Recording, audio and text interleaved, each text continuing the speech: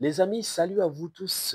Merci de votre fidélité justement à travers cette très belle émission, Le Grand Sportif. Nous sommes très heureux de partager ce moment exceptionnel ensemble avec vous pour conjuguer sport, revenir également sur les différents sujets d'actualité sportive de la République démocratique du Congo. Belle opération pour l'équipe nationale congolaise. Vous êtes très nombreux en train de suivre justement cette très belle vidéo. Avant de bien vouloir le poursuivre, j'aimerais justement vous demander de vous abonner et surtout d'activer la cloche des notifications pour bénéficier de toutes les informations que nous allons justement vous livrer tout au long de cette très belle émission. Qu'est-ce qui s'est passé dans les vestiaires des Sébastien Desabre qui a appelé dans après cette très belle rencontre, je vais justement vous raconter tout ce qui s'est passé après la victoire de la République démocratique du Congo face aux Super Eagles du Nigeria. Un match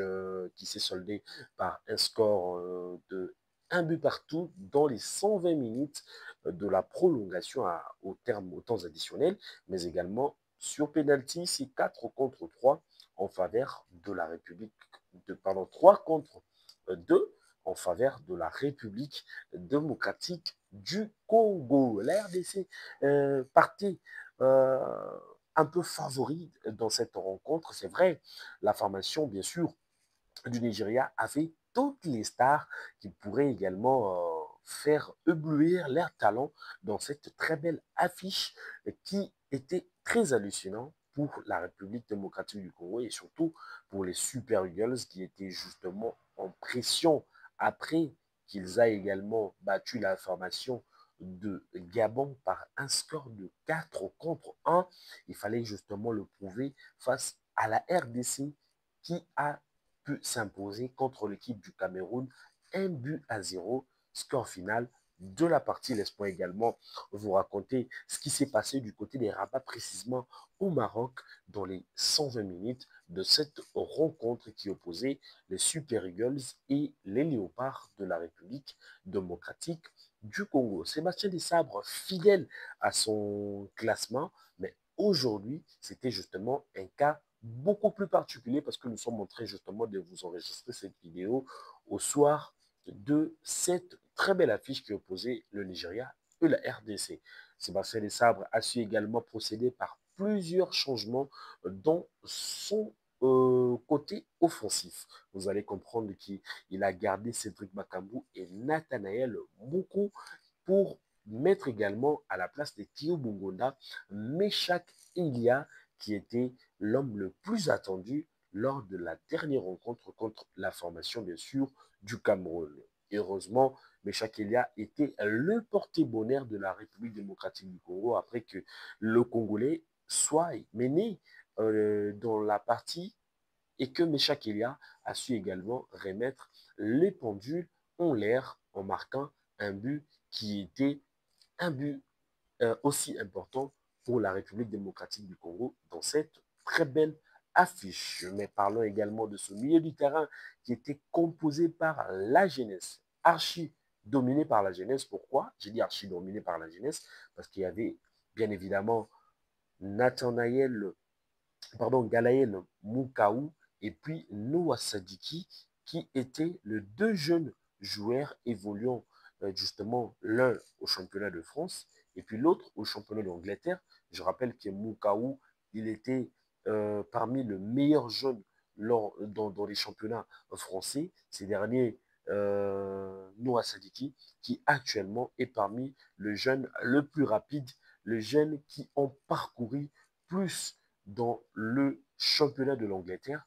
Donc, ça prouve à suffisance qu'il faudrait justement vendre également ce talent pour effectivement bénéficier de quelque chose en milieu du terrain.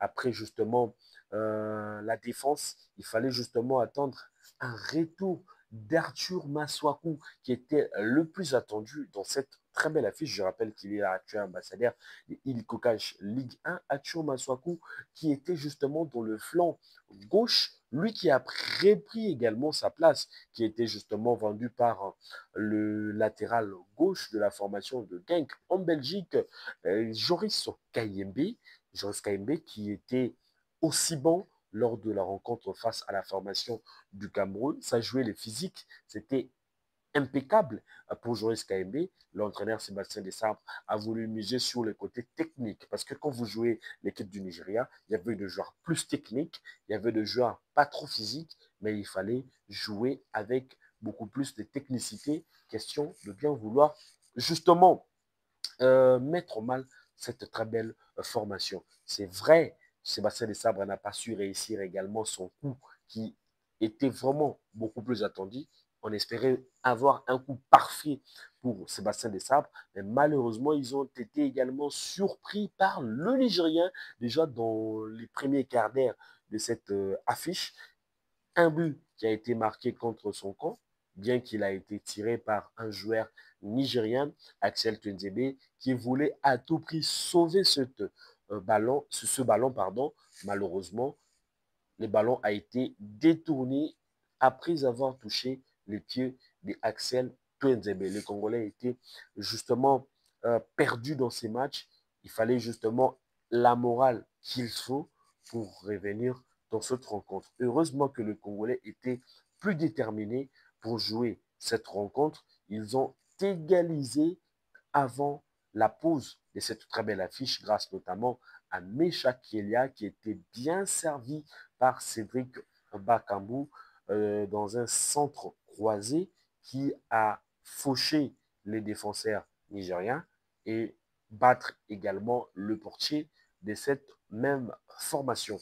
Mecha Kelia qui était l'homme le plus attendu, c'est lui auquel le Congolais avait justement besoin de voir cet international congolais faire du bon boulot. Heureusement qu'il a répondu présent dans cette très belle affiche. Beaucoup de questions autour de ce qui s'est passé également sur les vestiaires. Vous allez comprendre que Sébastien Desabre avait justement promis un appel avec le chef de l'État, président de la République, à qui voulait également féliciter tous ces joueurs internationaux congolais qui ont rendu la copie parfaite à la République démocratique du Congo et surtout le ministre des Sports et Loisirs qui a fait aussi, qui s'est baladé dans cette vestiaire, question d'encourager ce jeune digne fils du pays qui ont donné tout pour cette très belle affiche, qui ont tout donné pour la nation congolaise. Et nous, de notre côté, on reste fiers. La République démocratique, on m'envoie les images de l'Angola, des différentes nations qui ont donc soutenu la République démocratique du Congo pour cette très belle affiche. Et moi, de mon côté, je reste beaucoup plus serein pour la République démocratique du Congo, qui reste une des grandes nations du football. Alors, où allons-nous après ces barrages continentaux? Les gens se posent des questions avec quelle équipe que la RDC va jouer et comment les choses vont se passer au mois de mars prochain. Et puis la rencontre va se jouer dans quel pays? Voilà, je vais également vous annoncer que la République démocratique du Congo va devoir également patienter pour attendre ses adversaires. Il s'agira bel et bien des Émirats arabes unis ou de la formation de l'Irak. Ce sont les deux nations à qui les Congolais sont en train d'attendre pour jouer la demi-finale, les demi-finales pardon, de barrages continentaux de la Coupe du Monde 2026. Une fois que la RDC arrive à bien vouloir réaliser un bon résultat face à l'un ou l'une de ces deux rencontres, ça sera également une qualification directe. C'est vrai qu'il y aura encore une finale, mais ça sera une qualification directe pour la République démocratique du Congo au prochain Coupe du Monde 2026. Donc, une victoire sépare la RDC à la Coupe du Monde après que nous ayons également gagné ces barrages continentaux qui s'est déroulé justement en Afrique en format d'un mini tournoi. Voilà, c'est ça. Ça sera également au mois de mars prochain. Gardons nos souffles puisqu'il y aura également la Coupe d'Afrique des Nations qui se pointe justement à l'horizon. Espérons que les choses vont très bien se passer pour la République démocratique du Congo. Sinon, n'oubliez surtout pas de vous abonner dans ces magnifiques comptes YouTube pour avoir des informations qu'il faut pour la sélection nationale congolaise et surtout avec justement le sportif congolais auxquels nous aurons l'occasion de bien vouloir les inviter dans nos émissions pour échanger sur beaucoup de questions en ce qui concerne le sport en République démocratique du Congo. Merci à vous tous de faire comme d'habitude, de vous abonner et d'activer également la cloche pour bénéficier de toutes les vidéos que nous allons justement mettre dans notre compte YouTube. D'ici là, portez-vous bien. Sinon, bonne fête chez vous. Et puis, espérons que la RDC va encore aller beaucoup plus loin lors de prochains Coupes d'Afrique de Nations. D'ici là, portez-vous bien et à très bientôt. Sinon, bon début de la semaine à vous tous.